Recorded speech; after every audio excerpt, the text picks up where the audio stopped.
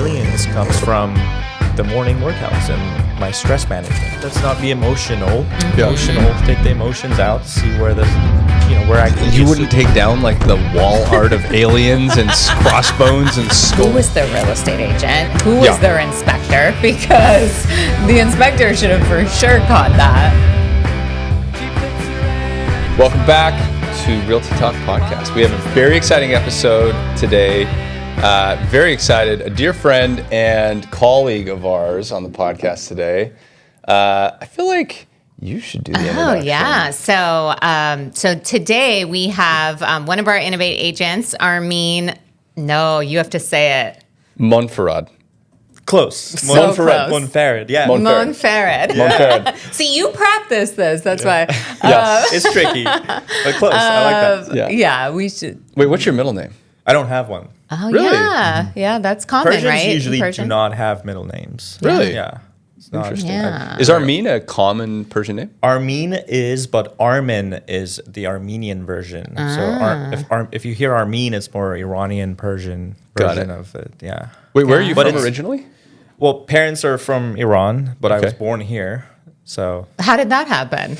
it was one of those interesting ideas my dad had. Basically, when my mom was pregnant, I had an uncle here. I still have an uncle here, and my dad was like, "Why don't you go and visit on your brother and have the kid there?" And my mom was like, "Okay." And 3 months pregnant, she flies out, stays, and then I was born in '87, and then she stayed with me 3 months here in Boston, Got it. and then we flew back. Okay. So 3 months, 3 months. and then you went back to Iran. Back to Iran, yeah. And I grew up in Iran until I was 14. Where at? Tehran. Tehran. Capital. Got it.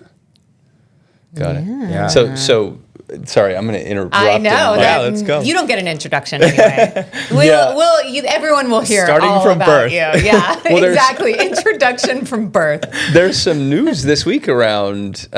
So you have dual citizenship because Correct. you were born here. Correct, yeah. And that's changing as of this week. I is. hear there was an executive order signed that if there, so I don't know the right terminology, right? Yeah. But if there's an illegal alien, was the verbiage that I read, and it sounds really aggressive. Let's say Yeah. expat. Yes. But if that's the verbiage in the Wall Street Journal said if that person is here and they have a child here, in the past they would get citizenship. Now they're saying that's not going to be the case. Right. That is Wow. true. And I think it's unclear of like if that's going to retro back or Sure. I feel like wow. Armin, we might not have this conversation. We might have to have I this have to- virtually very soon. I have to leave. Sorry, guys. No, I can't imagine it would go back that far. In the event it does, we're going to start flipping in Tehran. Yeah, basically. Yeah. Okay, so good business there. after 14 years, then you guys moved to California? Yeah, Or- I moved. Oh, So, okay. my parents didn't have visa. So I just moved and I stayed with an aunt, multiple aunts, like moved from each one. Okay. And then went to school, studied music, engineering, and then now real estate. Wow. Well, okay, so were you speaking English when you moved here at 14 or Not you a were? single word. I mean, I okay. could say this is a picture on the wall, a cat. I couldn't say Yeah. actually this is a picture on the wall. I could just say picture, cat, Yeah. dog, Kind of very like my basic. Spanish. That's it sounds familiar. Super basic. I sat down in ESL and it had its challenges. And on top of that, 2 days after I moved, September 11th happened. Oh my Oh, God. yeah. So imagine you're this kid, from Iran. Oh my gosh, you're can't speak here, you're English, so excited. And from the then, Middle East. And I was, Wow. Yeah. it was not easy. Did you feel like socially in school and stuff, did you feel pressure from people or did you just imply that on your own? That's a good question. I think half. Sure. Yeah. I mean, you could definitely feel it. I don't think I was ever verbally attacked, Sure. oh, you're a terrorist or something like that. But nothing like that, thank God. But yeah, definitely you could feel the tension. Wow. I mean, it was valid, Yeah, there a lot of- were a lot of, there's a lot of stories, I would say, because we live in a pretty, pretty big Persian community. Sure. Here, there's a pretty big Persian Yeah. community. And there's a lot of stories from that time of, that I've heard just kind of what people were going through. Yeah, But labeled wrongly, yeah. yeah, but okay, so then you learned English, you went to school to be an engineer, and then then what? Well, first I studied music, and then because I didn't know what I wanted to do, and I couldn't really function in schools because, like, by the time I graduated high school, I could just start like talking, and then getting into the school system. Really didn't have a vision of what I wanted to do at the time, but all I knew was play guitar. So I was like, well, I like this. So that's I was going to ask. Like, you're going to be a guitarist or like the lead singer? Guitarist. Okay, you don't want to hear me sing. I can Yeah. sing, but it's not that good. I can play guitar. All right. Yeah, you have a band. I do have a right? band, Yeah. We haven't talked about that enough, I think. Yeah. We can get into that for sure. There's a lot of surprises that come from Armin, many for hobbies, sure. for Yes. Yeah. And then, so studied music, and actually music was great because it taught me how to learn and, commit myself to whatever I want to do. And then when I went back to engineering, when I chose to do engineering, all the pieces were there to how to execute and get that degree. So I ended up getting into UCLA, got an internship at NASA for a summer, and that was awesome. Yeah. At JPL? Or? Yeah, JPL in Pasadena. Wow. Yeah. What was that like? Amazing. Like, I mean, the people that you just hang with, every single word that would come out of their mouths is just like music to my ears. Just learning so much from every aspect, from the tubing that goes down. And for the Curiosity at the time had landed on Mars, how they designed it for the cooling systems, and just all the brilliant minds that I heard and got to meet for that short period of time was incredible. Yeah, and I think, we're going to go into, obviously, we mainly talk about real estate here, but but what's super interesting is I'm really excited for everyone to hear about the way that you've treated your real estate business, because I think that you can apply that to really anything, but also just the story of how you got there is just so interesting. Yeah. So getting your degree, being at NASA for a little bit, and then from there, where'd you go? And then finishing UCLA, got a job at Boeing building planes. So I was on the 737 Max, the famous. So we have you to blame for all the drama with Boeing. Definitely not. I was in wire installation, and that was a MCAS. No problems there. No problems there. No. So my job was just. So would you fly? Do you fly Boeing at this point? I mean, or how do you? I would. I would.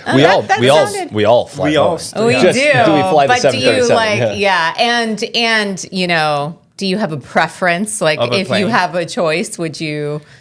I mean, if you think about it, there's thousands of flights this second happening, and there's ever any issue. It was super sad for those. Discrepancies to happen, and then the two planes to crash. But things like that usually happen when a new product comes. It shouldn't. It should definitely never have happened, but it does happen. And but yeah, I'm confident on flying on the Maxes again. So the 737s are split into two: the series 8, 9, and 10, and then the Max. Yeah. Which was the new series. And those were the ones with the issues. Yeah. Did you see that article about the plane was flying, I think it was either LA or New York to London, and there was a jet stream, and the plane was going, normally I think they fly at 300 or 400 miles an hour or something like that at altitude. It was going 800 miles an hour. Oh boy. Would you fly 800 miles an hour on a plane? I think this just happened like 2 days ago. Oh no. There's been a lot of news just coming out, not just all planes, and a lot of flying accidents. I mean, we had a couple at the beginning of the year or prior. Yeah, right? well, crashes and. I took the scariest flight that I've ever had the day that the Palisades fires were happening. I was flying from Phoenix back to Orange County, and the pilot was very calm. When we took off, and he was I don't know what plane it was. It was like a Southwest flight. Yeah, probably the 737 Max. I'm like, that sounds like a Boeing. Yes, go on. Yeah. So he was like, "Hey, I think we're gonna encounter some bumps because it's pretty windy in Orange County." It was so terrifying. I mean, it was full on, like the plane was all over the place. Yeah, it's so funny. I had almost the same exact experience, but going to Phoenix from Orange County, and I just remember being like, there is no way they ended up rerouting us to Vegas. Yeah. The bumps were so bad. And I was like, I'm going to drive. I'm just going to rent a car and drive. That's how, and I am a flyer. Like I fly everywhere and internationally, I love it. Yeah. But I was like, I feared for my life. And I was like, okay, well, yeah, at least if I'm going to die, like I want to have that control, you know? Yeah. So yeah, I rented a car and ended up driving the rest of the way to Phoenix because it was so bad. The fear, I think the connection, and not to digress around planes, but the connection is for people that are not engineers. In my head, I'm like, oh, there's so much wind, the plane's just going to fall out of the sky. Is what it feels like. Yeah. But I have a friend that's a pilot, and he tried to explain it to me. And he's like, okay, ships don't just sink. Yeah. They don't just like fall to the bottom of the ocean. Right. So the science behind the way an airplane flies is very similar. It's not like it's just going to fall out of the sky. Yeah. It might fall 300 feet or 400 feet, and that's a really intense turbulence. Yeah. But it's not going to just go away. Yeah. Unless you're on a Boeing. No, Suzanne. I'm just kidding. Unless you're on a 737 Yeah, Max. exactly. No, they fixed that issue. I mean, they definitely have fixed it, and they're flying now. Yeah. So how do you make the leap from Boeing to real estate? So Boeing, I was bored. Bored at Boeing. Bored at Boeing. It was boring. Armin is bored at Boeing. Bored at Boeing. Yeah, I mean, it was fun for the first. I wouldn't even say that. It was a boring task I had. Like I deserved more. I expected more to do and have more creativity angle of things, and it was just not there. For me, it wasn't there. That job, the 9 to 5, is for a certain type of people, and there are engineering jobs that I think I would have definitely appreciated, but that wasn't the one for me. So I wanted to make more money, and also maybe start my own company one day in engineering related. So I saw a family member who was in real estate, and then got in with them, got my license, and joined your team, and started just climbing the ladder. And then as I got my license, I got laid off because of the COVID and the Boeing, what it was going through. So you the went timeline, all in. I had no other choice because at the time there was no one hiring. Divine intervention. Yeah. Well, it's interesting because I saw you at that time go from our top rookie of the year, doing the most transactions as a new agent, to now just one of our top agents. And I would say definitely top,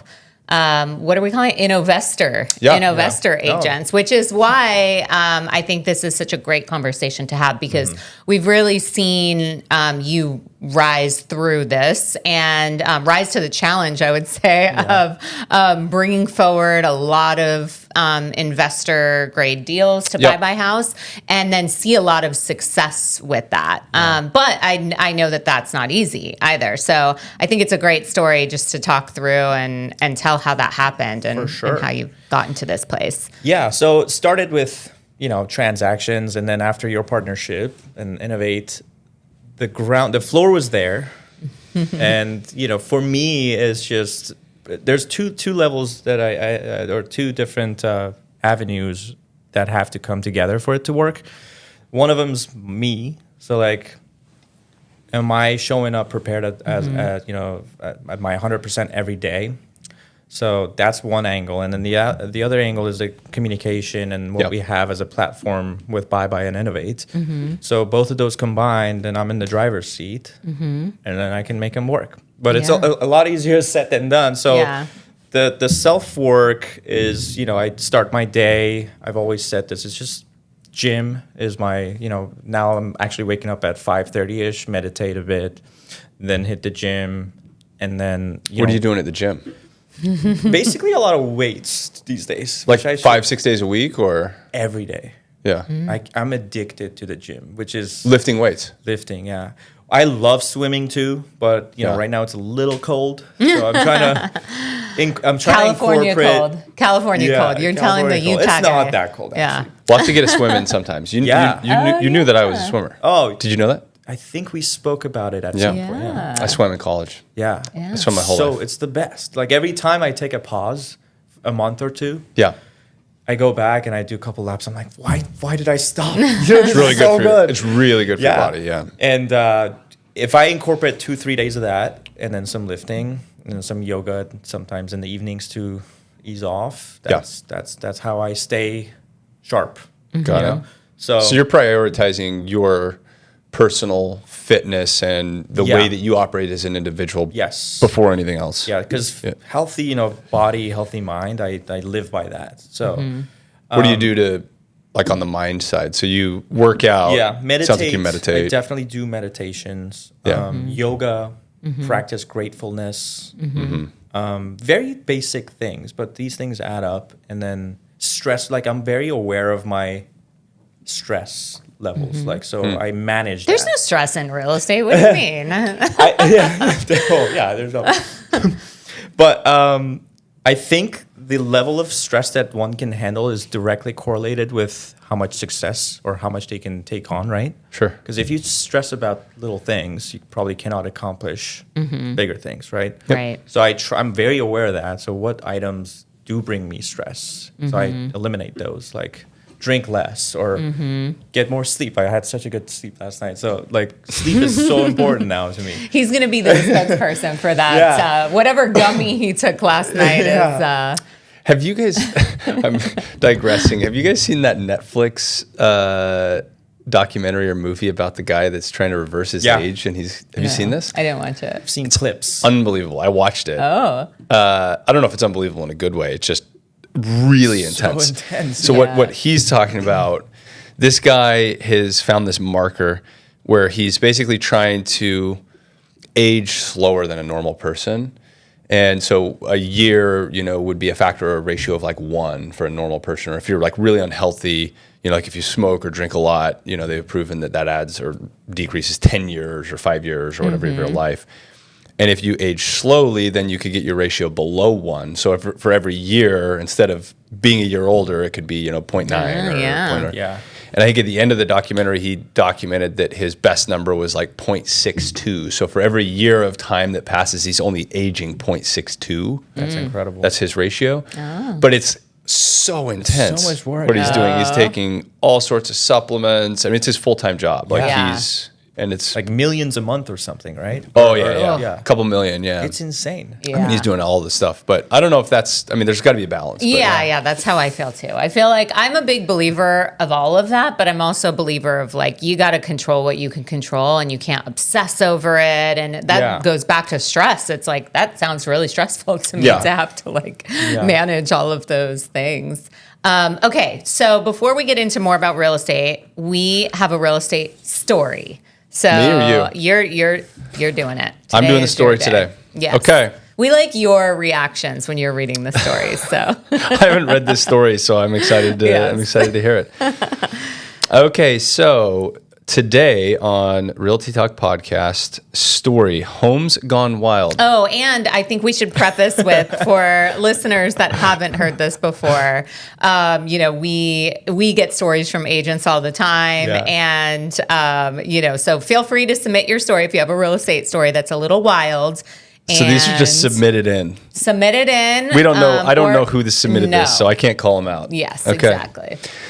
So we bought our house a few years back during a small housing crash. We bought it from a single guy in a similar age range as us. He'd just lost his as well, paying job, and needed to downsize his life to adjust to lower income. Maybe we should have asked why he lost his job, but honestly, we were excited to finally move into a home from flats. So they were living in an apartment or something. Yeah. We were a small family, me, my wife, our 2 children, and a cat. That's the problem. Should have had a dog. Perhaps things would have been different if we had a dog. Oh my gosh. Okay. Yeah. At first, things seemed pretty normal. There were weird noises occasionally and unexpected occurrences. The energy bills were strangely high and the water usage was more than we expected. I think I know where this is going. But we chalked it up to a new house and generally unfamiliarity. For a few years there, that was our new normal. Then one day we noticed the guy we bought the house from hanging around in the neighborhood. We had thought he'd left. We tried to stack up a conversation, but he fled. Fled is a pretty strong word. Yeah. Like he ran quickly, was he in a car? Was he on a bike? I have so many questions. Things started feeling weird again. We started paying attention, more attention to the strange noises and high water and energy use. Oh my God. We asked the energy company to send out an inspector to find where the power was going. He traced our wires and found a junction leading off to who knows where. Wow. Oh, no. Well, we got to find out. Oh, no. We had a survey done in our property to find where the wire was going and found a hidden underground bunker. Wow. The guy we'd sold the house to was still living, or so they wrote it wrong. So the guy we bought the house from was still living there, stealing our power and water, and had a camera feed of most of the rooms in our house, according to him.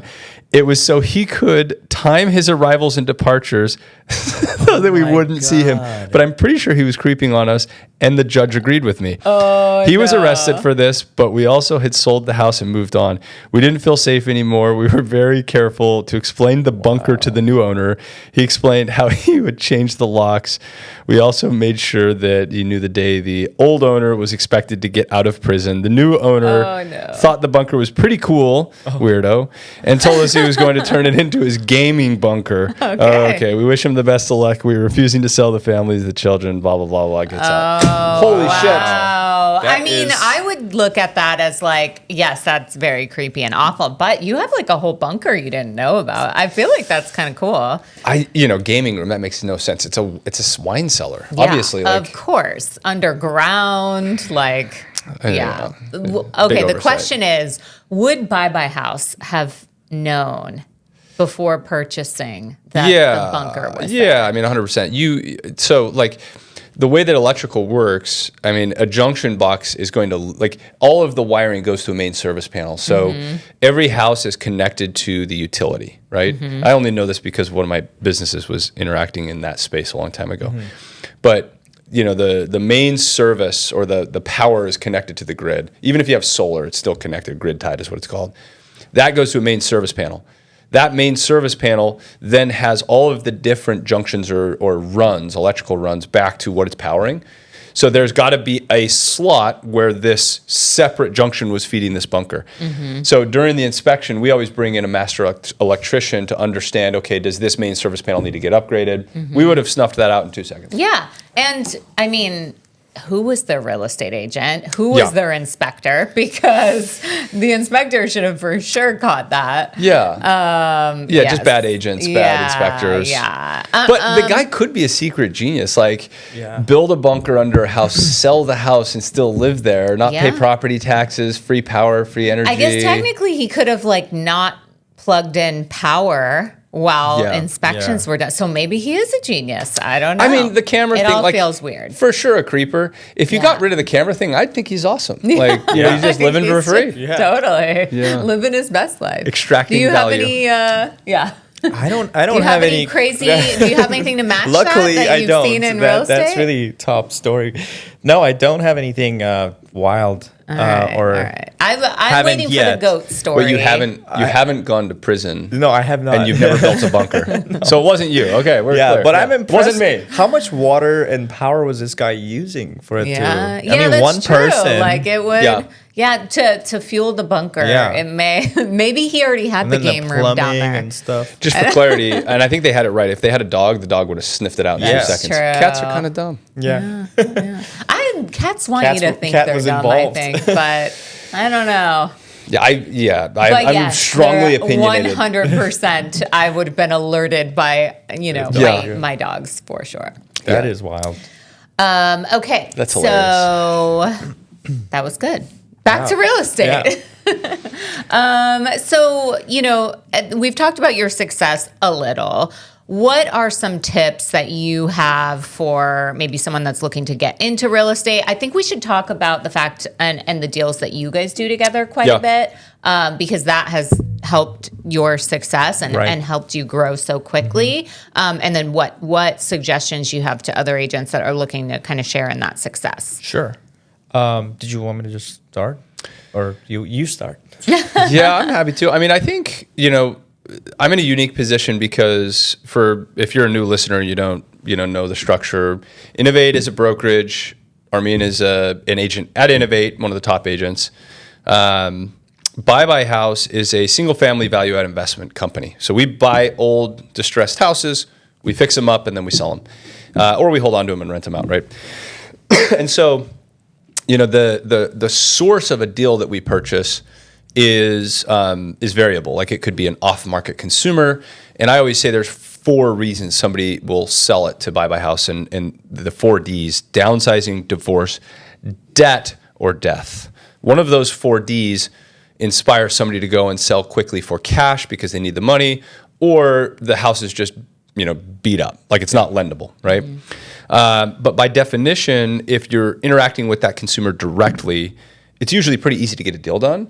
If you are on market and the real estate agent that is listing the property is saying calling all investors or flip opportunity, by definition, there's going to be compression in the margin. So in our business model, we're approaching, if we sell $1 million house, we want to make about 100 grand. So we underwrite to a 10% return on revenue, which is not a super big margin. Like you got to be really quick and you've got to be right.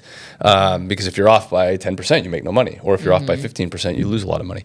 And so I guess the reason I bring all of that up is that if you're an agent like Armin that's representing buy house and acquiring on-market opportunities, you have to have an opinion of how to get a deal done, which means you have to have some interpersonal communication skills that allow you to communicate with an agent to understand what their desire and needs are, so that you stand out to get your offer accepted, number one. Right. And then you've got to be able to communicate in a way where that agent trusts you and understands your messaging, so that they can then transfer that information to their seller in a way that we can consummate a transaction. Because typically, there's just by definition friction there. We want to buy it lower, they want to sell it higher, and there's got to be a number that kind of works for both parties. So it's really just a massive game of telephone where, I'm saying what I want to have happen. I say that to Armin. Armin goes, takes that to another agent, and then that agent takes it back to the seller. And so I think, my perspective, of what you've done differently is that you've been very curious about how that all works. And then you're not emotionally attached to an outcome. So instead of trying to say it in a way where, everyone can kind of understand it, instead of, cashing your commission check before the deal closes, which I've seen a lot of agents make that mistake. The minute we get something into escrow, they think, oh, I'm going to get this 2.5% commission representing buy on this transaction. Instead of doing that, what you're doing is asking curious questions about how this is going to work out. It probably comes from your engineering background, because you want to see the broader picture of start to finish, how this is going to be a successful transaction. And my opinion is that asking those questions allows you to explain it in a way where the seller understands why we need a discount if we need one, or why we need to buy it at the price we need to buy it for. So it's logical to them, and then we get the deal done. I think the mistake that a lot of agents make is they see a fixer on market, they trust the other agent is pricing it properly, they write an offer. Once we look at it, we say, hey, this isn't a very good deal, we disagree from these vantage points, and they just give up. So they're afraid to have a frictional conversation, and they're also afraid to ask curious questions as to why we need something to be different to then work out a solution. So that's my opinion of what you've done very, very well, but I don't know, I'd be curious. Very point on. He's like, yep, I think you hit a lot of those. Yeah, I mean, it's nothing short of anything that you said. And then add to that maybe high expectations of sellers. So I think at the pinnacle of that, again, sits communication and no expectation after that. Like you said, don't expect that 2.5 right off the bat. Sure. And then it's also, how would I say this? I mean, I never know if I'm going to, I submit about 15, 20 offers a month with you. Sure. And maybe open 6, 7 escrows. Yep. And then right now we're in 4. I'm in 2 with you. So like the number, it's a numbers game first with no expectations, and then add communication to that, and just the communication is so important, and that friction, as you said, is there. So for me, you have to hear the other side. Yeah. And then also how I deliver our needs based on numbers and the research that I do in that neighborhood. Yep. That's what makes it work. And besides this, let's not forget there's 10 other investors or whatever. Yeah. So how do I win that agent? Yep. So I show up Yeah. I show up to that agent. Like I meet them in person. Yeah. I show them who I am. I show them who we are, Yeah. who Yeah. you are. And, I'm transparent. I think transparency goes a very long way, and then, hopefully they see that you have good intentions. We're not here to, I know that about you. You're not here to like lowball, but it just have to make sense Yep. business wise. So once I communicate all that, then I'm like, hey, this is what we could do. And these are the options. These are the routes. Which one would And make I- sense for your seller? And I would add, I also think you don't take no for an answer. Yeah. I know that personally about Yeah. you. Yeah. But, if like you are constantly looking for a way to make something work. Exactly. So whether it's a no from you, Yeah. a no from the listing agent, a no from the seller, Yeah. it really doesn't matter. You're saying, well, let's try and figure it out. Right. Let's all try and come together and what can we do to make Yeah. this work? Whereas I think a lot of people, and this is just in general, that's the way that you think of things. It's like, no, like Right. I'm not accepting that. No, what can we do to be better? Right. And I see that a lot. And that resilience comes from the morning workouts and my stress management. How do I show up at I could throw a fit with him saying, oh, I want it here, or the seller is like not cooperating, but I'm like, okay, let's not be emotional. Take the emotions out, see where where I can be a solution. And for me to be a solution, I have to have the clear mind, no stress. So that's where creativity comes in, and then, the self-care. Yeah. I have an merge. opinion on a lot of that too, because there are agents that I've interacted with, not at Innovate, but other agents that are so focused on the commission they're going to make from representing Buy Buy House on the purchase, that they don't give a shit about what actually happens to Buy Buy House on the back end of that transaction. So they're not interested in relisting the property. They don't have an opinion on what the scope of work should be, or if we're paying too much for a certain item, or if we don't need to put a certain thing into a property. And so the lack of interest or the lack of curiosity around our economics, by definition, gets them so focused on their piece that it drives an emotional wedge. Like I call it commission breath. Like I can smell it. They're so focused on getting it across the line, but they never have an opinion as to why we're seeing it the way we're seeing it. So I guess my opinion for you is that, in our relationship and why it's been fruitful is that I genuinely feel like you listen to my concerns, and then you either provide data that validates it or data that that sways me, but it's always from the standpoint of, well, I'm your partner, like I'm going to be the one to go and sell this property for you at the end. So if you're not making that money, then you're going to stop buying from me. So why would I get this deal, right? So I think that is a really critical It is. component, And that data is exactly what I use right? to go back to the sellers. Which, by the way, I think what we're talking about is just the truth. Like Yeah. you're just telling the truth. Yeah, It telling is. the full story.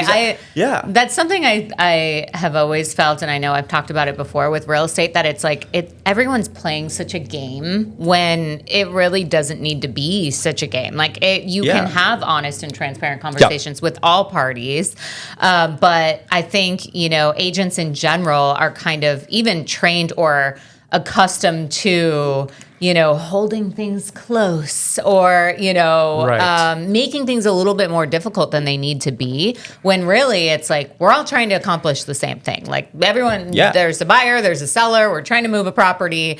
Like everyone should be on the same page, but it turns into such a battle. When really it doesn't need to be that difficult. If there's logic behind what's happening, like let's present that and let's move past it. So I have probably an unpopular opinion, and I'm going to pivot away from real estate for just 2 seconds. The reason I think you're successful is that you find joy in the hard work. So what we've just talked about, like telling the truth and being transparent and understanding all of those data points, it's just hard work. What it means is you have to work hard and educate yourself and ask questions and be engaged in a conversation, and you got to open escrows that fail, and you got to look back and learn from it and then keep going, which is really hard work.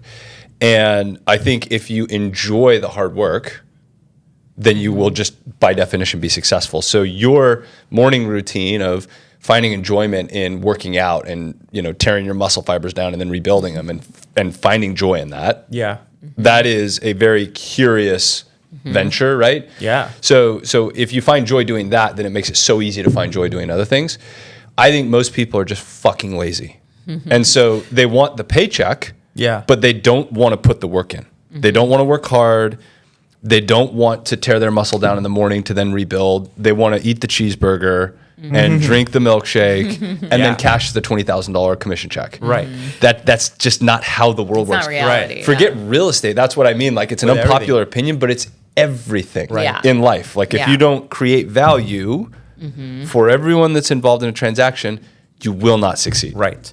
I think I'm going to comment on that. Yes, some are lazy, but some just simply don't know. Like, they're not just trained. Right. So, like, I didn't know. Yeah. And I had some failures at the beginning. So I think In real estate or in life? Everything.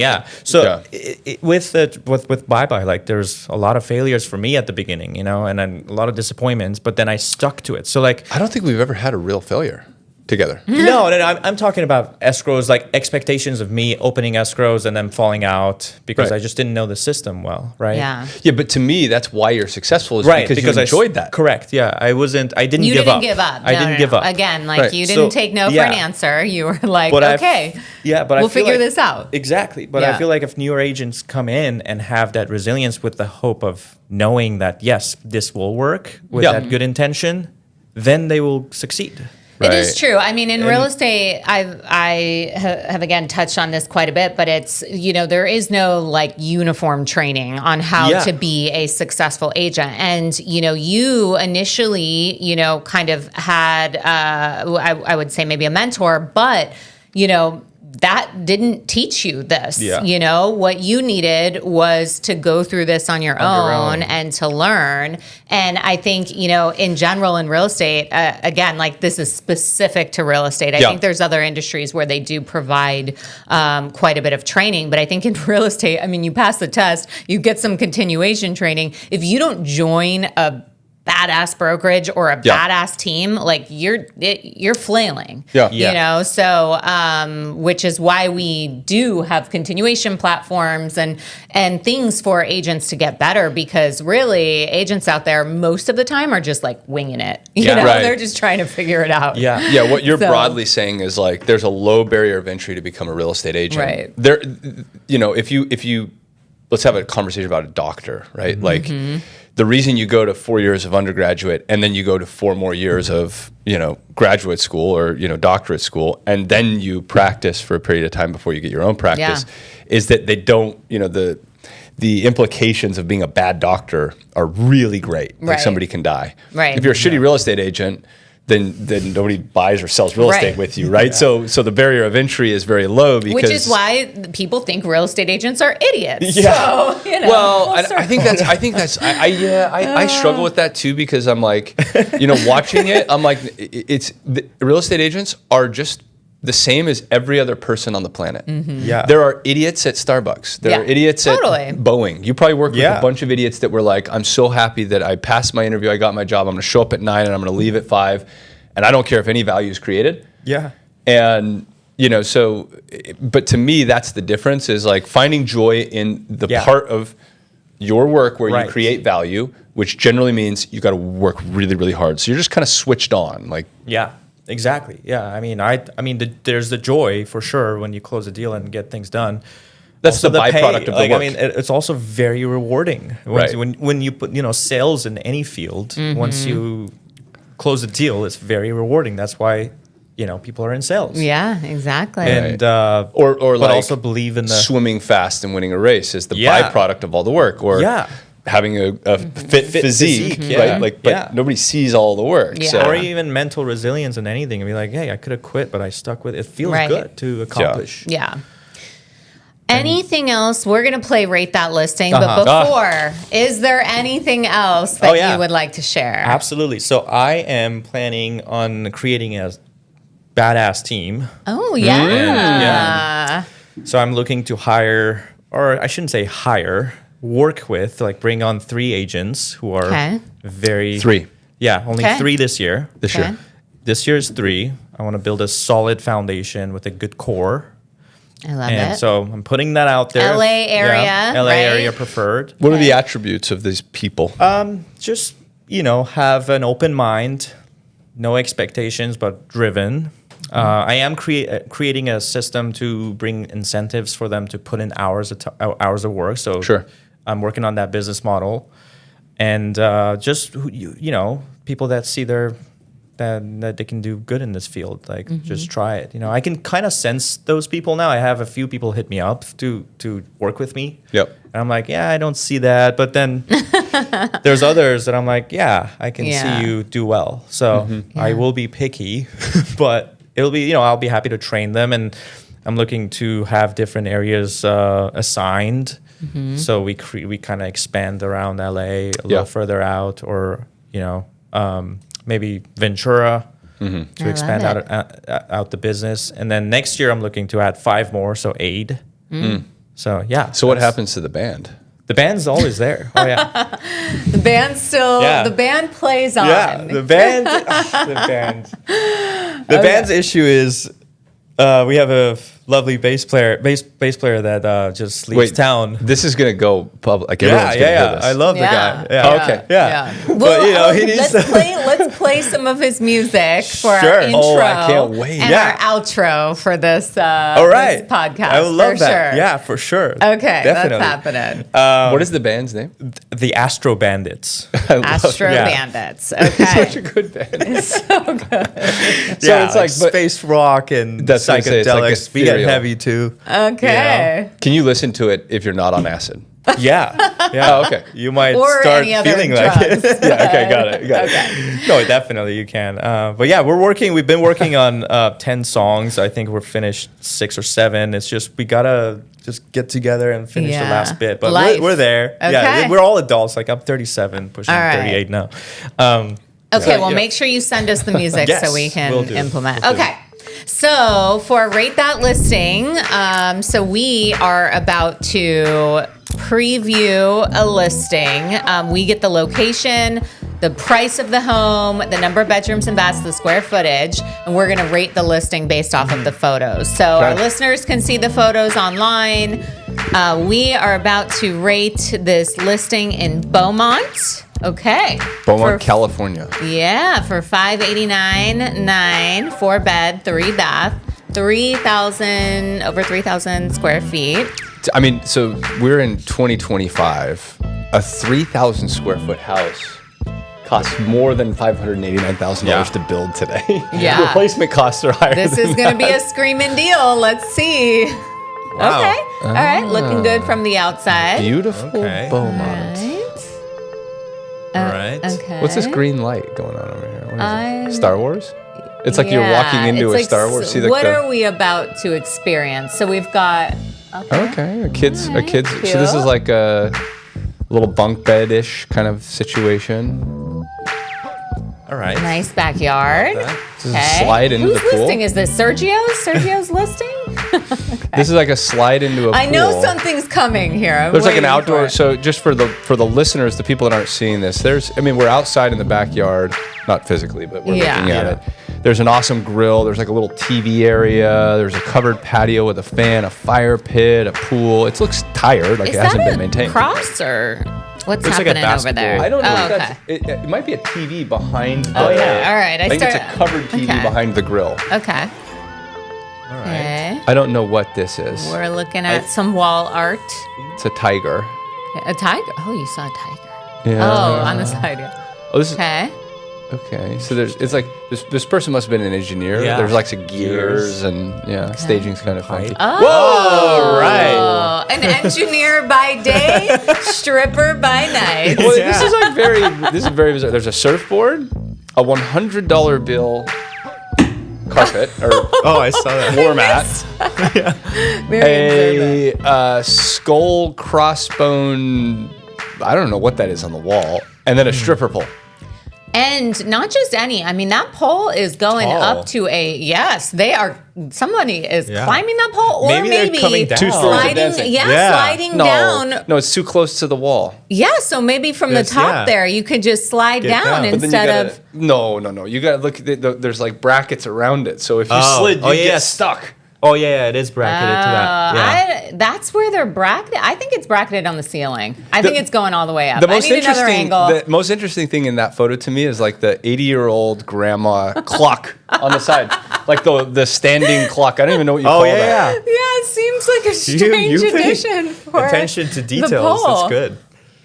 Okay, Okay. staircase is just weird. Oh, More wow. $100 Very bills on the ground. But what is going on? This- Is that a gun? It looks like a gun. It's like, you know what this feels like? It's the Star Wars Is land at this a Disneyland. ship or?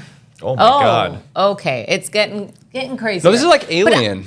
There's a jacuzzi. Okay, so I'm feeling like that stripper pole was not for dancing. Like I feel like that is function for something else. Like Maybe. I Oh God. Rate the listing. I do want to ask. We have a couple agents that are local to the area, so I have Yeah. questions for them. A lot of but- questions. Yeah. Yeah, I think if I'm rating like the listing, the value, I mean, I think I see the value of the property.